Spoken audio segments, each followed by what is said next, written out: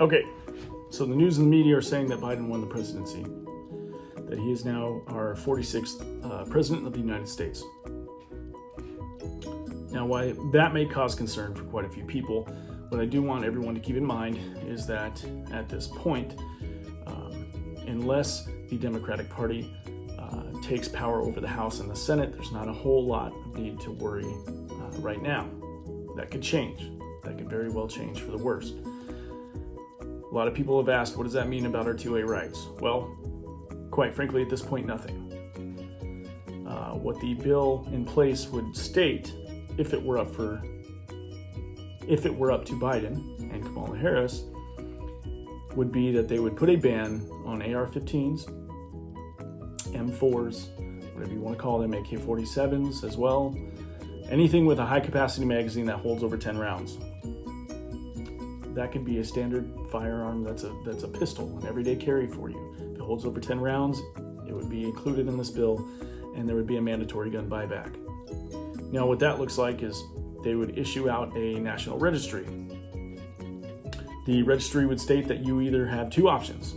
You can either forfeit your firearm, and they would purchase that back, or you can pay a tax on every firearm you own that holds over 10 rounds for $200. Now, for the normal low-income family or anybody that's in the middle class, that gets real spendy real quick. What has to happen for this to occur? Well, quite simply put, there's a rigorous process it has to go through. So first, an idea has to get brought forth in front of the House. There has to be somebody as a representative that sponsors the bill.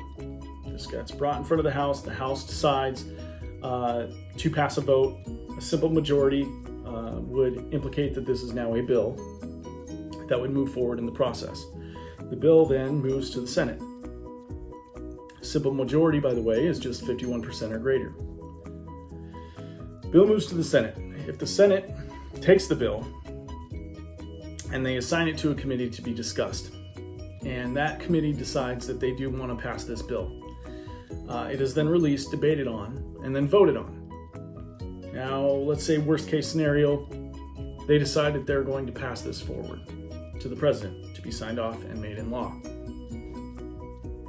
After both the House and the Senate have approved this bill, and it is in identical form, the way it's written, the way it's portrayed, all the stipulations in the bill is then sent to the president to be signed and is approved and becomes law.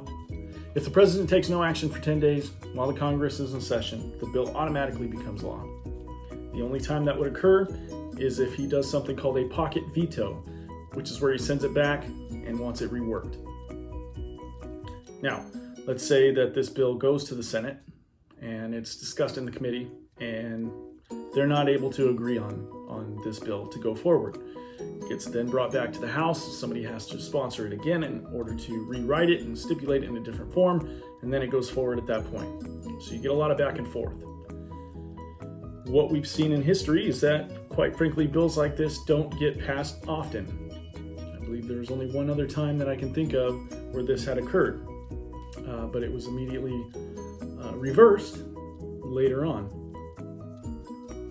So, for this to occur, the simple majority of this bill has to be passed not only in the House, but then to the Senate. The Senate assigns it to a committee. They have to discuss it. They bring it forth. It's debated on, voted on, brought to the president. For it to go through all those steps and maintain the same verbiage and not go back and forth for years, quite frankly, it's going to take a lot of effort and a lot of work. So, as of right now, what is there to worry about? As I said, quite frankly, nothing.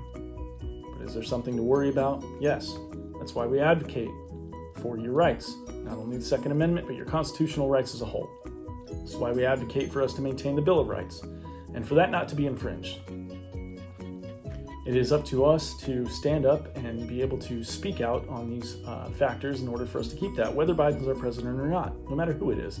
This is what keeps us as a society from having to deal with something called a tyrannical government, where they seize all weapons and your ability to fight back or stand up and have a voice, and they tell you exactly how it's going to be, hence turning it over to a dictatorship. So, all in all, as of right now, what What I can say to the viewers, breathe. Just breathe. It's very rare that they will maintain control over both the House and the Senate.